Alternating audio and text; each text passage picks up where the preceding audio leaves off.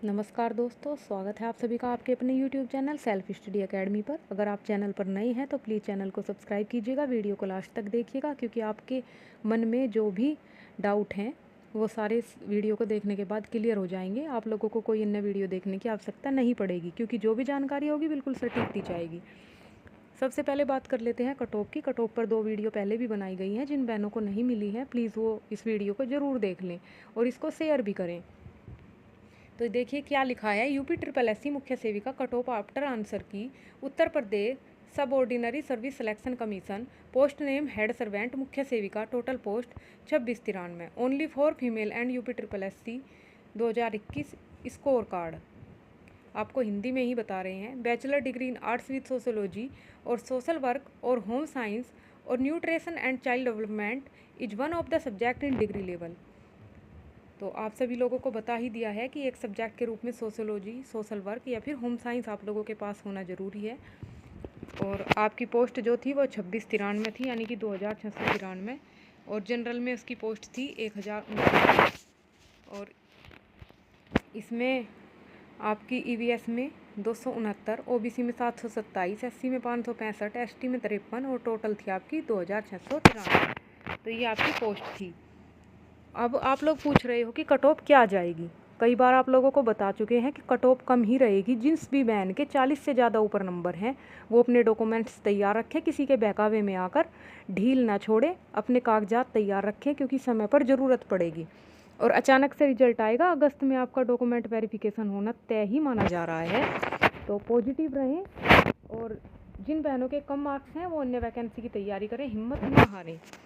देखिए cut off general की 55 से 60 ये फाइनल कट ऑफ बता रहे हैं, जो अनुमानित है हमारे हिसाब से।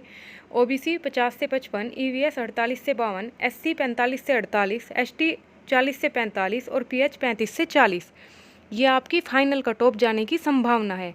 +2 या -2 करके आप लोग चल सकते हैं, लेकिन इसी के समथिंग आपकी कट ऑफ रहेगी। उसके बहुत सारे कारण हैं, क्योंकि जब बात आती है ट्विटर कैंपेन की या लेटर भेजने की, तो जो ग्रुप में बड़ी बड़ी बातें करते हैं कि हमारे इतने मार्क्स हैं, वो सपोर्ट में कभी नहीं आते। तो ऐसा लगता है कि उन लोगों को फ़र्क ही नहीं पड़ता कि वैकेंसी कहाँ जा रही है, क्योंकि वो लोग सिलेक्शन की दौड़ में हैं ही नहीं, सिर्फ भ्रमित करते हैं आप लोगों को। तो जिसके भी 40 से ज़्यादा नंबर हैं वो हमारी बात पर ध्यान दें और वो मुख्य सेविका अभ्यर्थी, सारी प्यारी प्यारी गुड़ियाएँ, सारी बहनें अपने डॉक्यूमेंट्स तैयार रखें, पॉजिटिव रहें हमेशा और अन्य वैकेंसियों की भी तैयारी करें। आपकी कट ऑफ इसी के आसपास रहने की संभावना है, ज़्यादा आपकी कट ऑफ नहीं जाएगी। और जब रियलिटी आप लोगों के सामने आएगी तो आप लोग खुद इस पर यकीन करोगे। बहुत सारे तर्क हैं, हमने आपको पहले भी बताए हैं। बस इतना ही कहेंगे, सोच बदलने में तो सिर्फ चंद लम्हे लगते हैं, पर ज़िंदगी बदलने में सालों लग जाती हैं। तो अपनी मेहनत पर विश्वास करिए, अपने एग्ज़ाम पर विश्वास करिए, अपने रिजल्ट पर विश्वास करिए, खुद पर और अपने पेरेंट्स पर विश्वास करिए। बाकी किसी यूट्यूबर पर विश्वास करने से पहले आप लोग खुद अपना ऑब्जर्वेशन कीजिएगा कि आप लोग कितना सच बोल रहे हैं और कितना झूठ बोल रहे हैं। अब आप लोगों को अहर्ता के बारे में बता देते हैं कि अहर्ता क्या होगी। तो देखिए, तो आप सभी लोगों की रिक्वेस्ट पर ये वीडियो बनाया गया है। कृपया इसको ध्यान से सुने, शेयर करें, और जिस भी बहन ने वीडियो को लाइक नहीं किया है तो प्लीज़ वीडियो को लाइक कर दीजिएगा। और अगर आप चैनल पर नए हैं तो चैनल को सब्सक्राइब कीजिएगा। आप लोगों के प्यार की वजह से ही चैनल लगातार प्रोग्रेस की तरफ बढ़ रहा है। उसके लिए हम आपके हृदय से आभारी हैं। सेल्फ स्टडी एकेडमी की पूरी टीम आपकी हृदय से आभारी है। बात करते हैं मुख्य सेविका वैकेंसी की। कुल 2693 पद। अब किन कागजातों का होना जरूरी है उसके बारे में बात करेंगे। यूपी ट्रिपल एससी मुख्य सेविका, ये आपकी वैकेंसी आई थी, यूपी ट्रिपल एससी ने निकाली थी उत्तर प्रदेश अधीनस्थ सेवा चयन आयोग द्वारा। पद का नाम था मुख्य सेविका। विज्ञापन संख्या 5 परीक्षा 2022। पदों की संख्या 2693 और सैलरी ग्रेड पे 5200 से 20,200, ग्रेड पे 2800 वेतन और लेवल 5। उम्मीद है आप सभी को यहाँ तक समझ में आ गया होगा।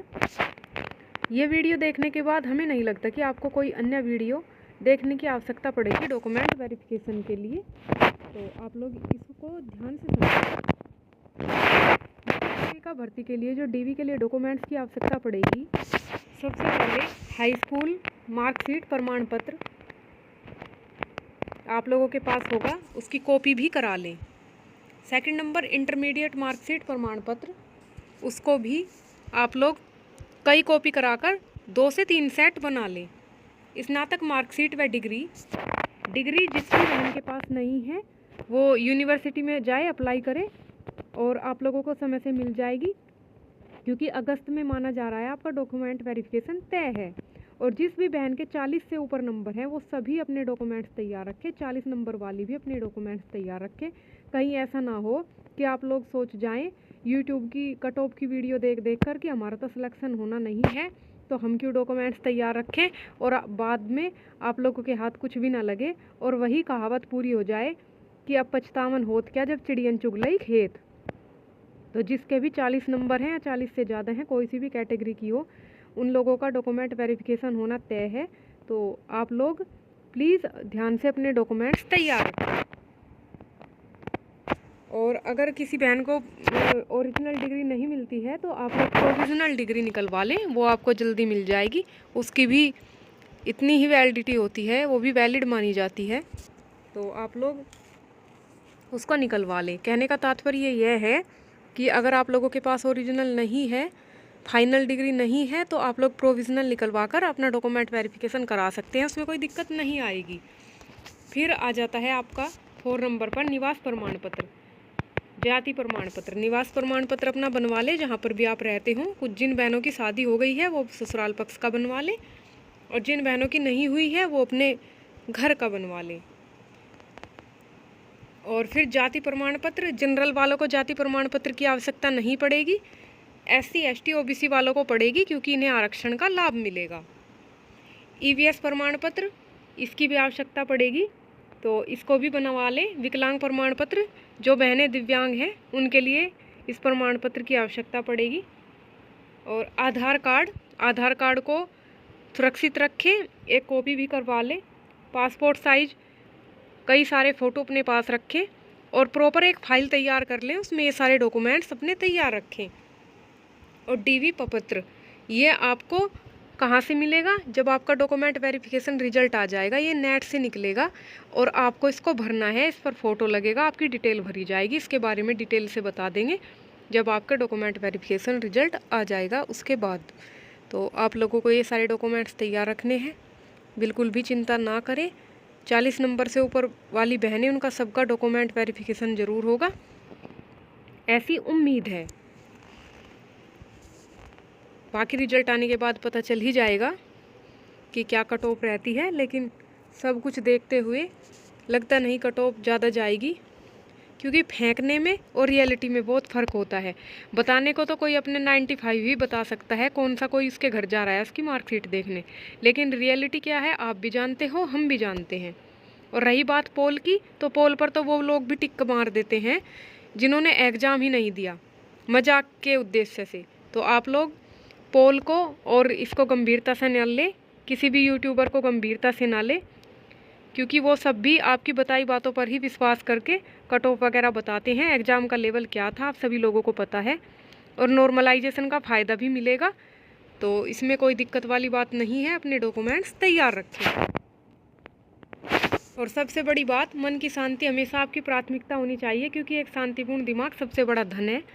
मोटिवेट रहें, खुश रहें और कोई भी चिंता आप लोग ना करें। और एक बात सबसे महत्वपूर्ण डॉक्यूमेंट वेरिफिकेशन के बारे में जो आप लोगों को बतानी है, वो ये कि आप लोग, बहुत सारी बहनें परेशान हैं कि उनका ससुराल पक्ष में नहीं बन रहा है जाति प्रमाण पत्र, और उनकी शादी हो गई है, ससुराल पक्ष से नहीं बन रहा है, मायके से भी नहीं बन रहा है। तो आप लोगों को बता दें, इसको ध्यान से सुने और समझे। फिर भी कोई डाउट हो तो आप लोग कमेंट बॉक्स में कमेंट कर सकते हैं। आप लोगों का जाति प्रमाण पत्र जो बनेगा वो पिता पक्ष से ही बनेगा। कहने का तात्पर्य ये है कि जाति जन्म से निर्धारित होती है और जाति आपकी बदलती नहीं है, तो वो पिता पक्ष से ही बनेगा। और पिता पक्ष से वो कैसे बनेगा? जहाँ पर आपकी शादी हुई है वहाँ की तहसील में, और जहाँ पर आप रहते हो वहाँ की तहसील में।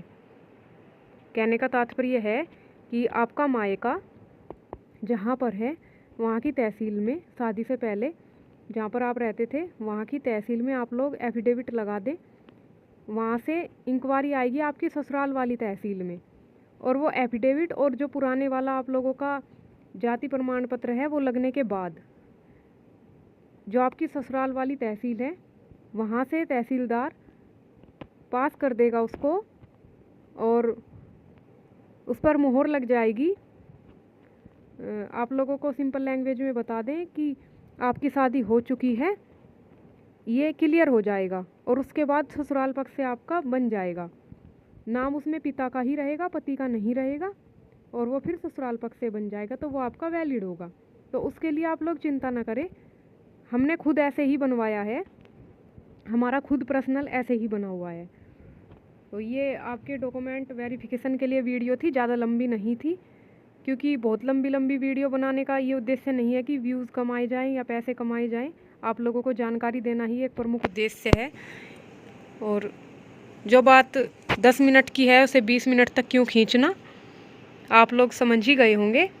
तो वीडियो को लाइक और शेयर कीजिएगा, चैनल को सब्सक्राइब कीजिएगा।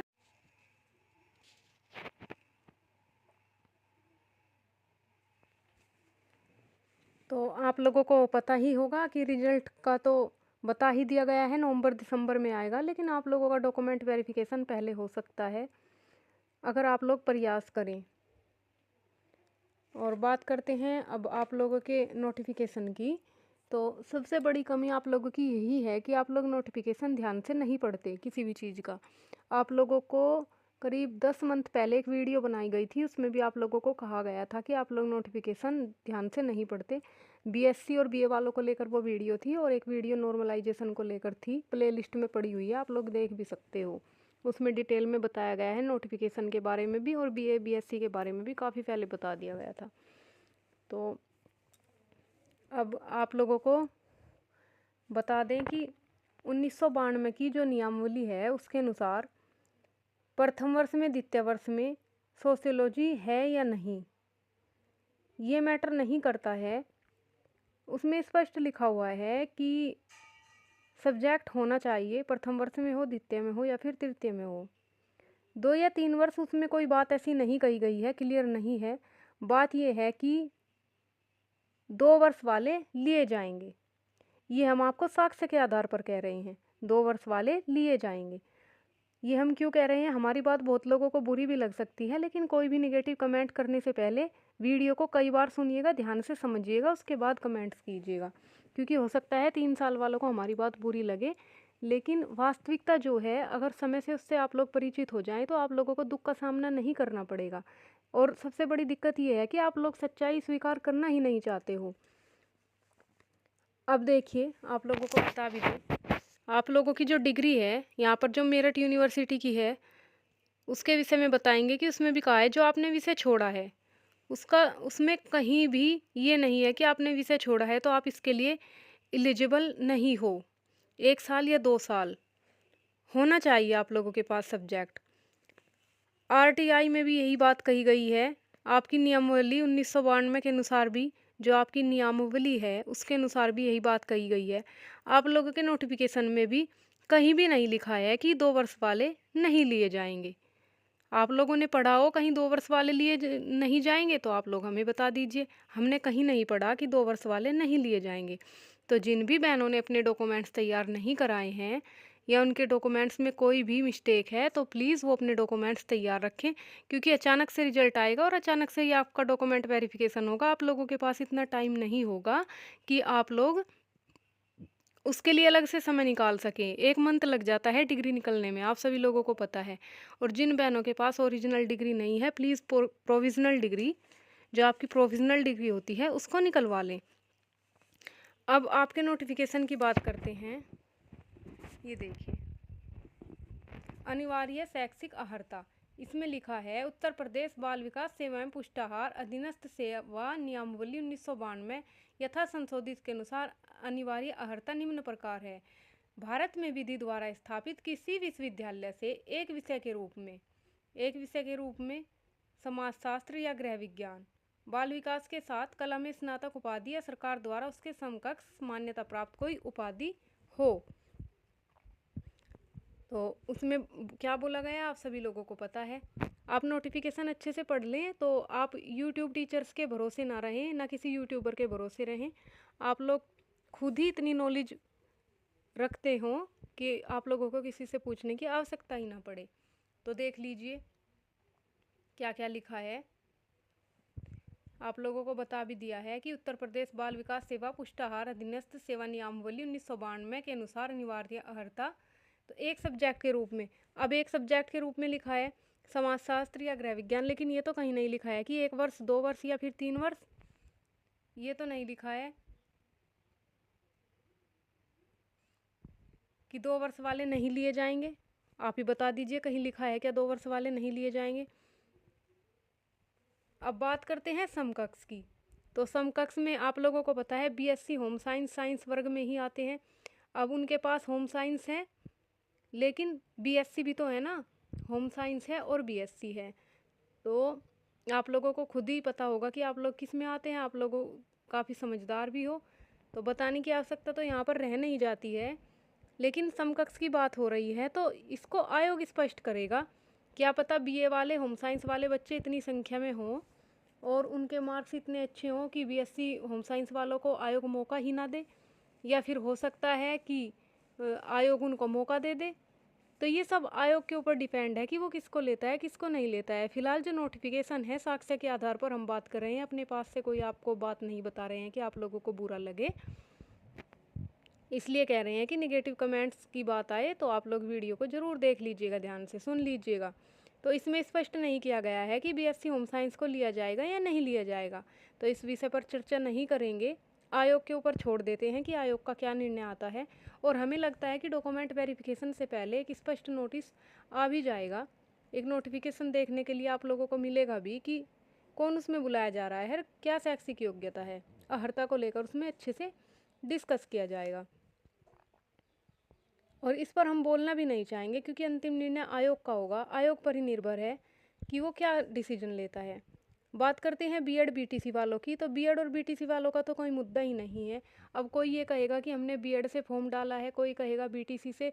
तो देखिए फॉर्म तो सभी ने डाला है, एग्ज़ाम भी सभी के हो गए हैं, सभी ने एग्ज़ाम दिया है। उस पर कोई आयोग ने रोक टोक तो लगाई नहीं कि बीएड बीटीसी वाले एग्ज़ाम नहीं दे पाए।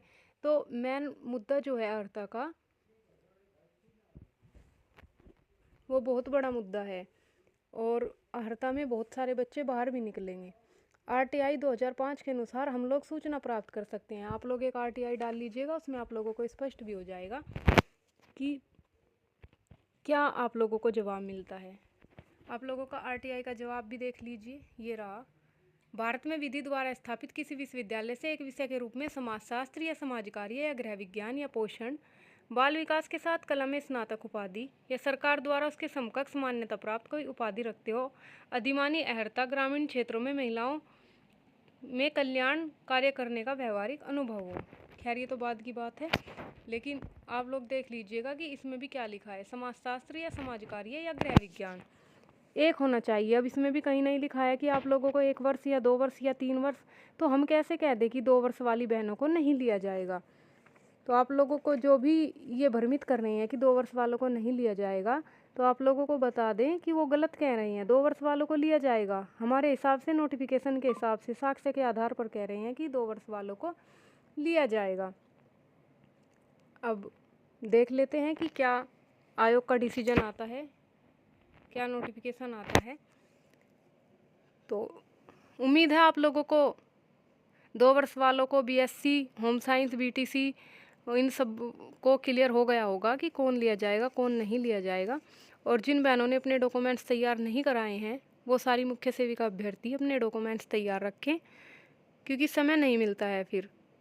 और आप लोग तो अभ्यर्थी हो तो आप लोगों को अपने डॉक्यूमेंट्स हमेशा ही तैयार रखने चाहिए। तो आरटीआई का भी आप लोगों को बता दिया, नियमावली का भी बता दिया, नोटिफिकेशन में क्या लिखा है यह भी आप लोगों को बता दिया। तो अब आप लोग निश्चिंत रहे, अब आपकी कट ऑफ को लेकर भी बात होगी। फ़िलहाल के लिए इतना ही। एक नई वीडियो लेकर आएंगे, उसमें बताएंगे आप लोगों की कट ऑफ के बारे में। उम्मीद है आप लोगों को क्लियर हो गया होगा। वीडियो को लाइक और शेयर कीजिएगा, चैनल को सब्सक्राइब कीजिएगा और जो भी प्रयास आप सबसे हो सकते हो, वो लेटर हो, आयोग हो, क्योंकि अब तो आचार संहिता ख़त्म हो चुकी है, आप लोगों को बार बार आयोग भी जाना चाहिए। और मेल हो तो आप लोग भेज दीजिएगा। हमने खुद से एक लेटर लिखकर अपने टेलीग्राम ग्रुप में डाला हुआ है, आप लोग उसे मेल कर दीजिएगा। और जो भी प्रयास हो सकता है प्रयास कीजिए, ट्विटर कैंपेन कीजिए, तभी सफलता मिलेगी। इसी के साथ इस वीडियो को यहीं पर समाप्त करते हैं। मिलते हैं किसी नई अपडेट के साथ। धन्यवाद।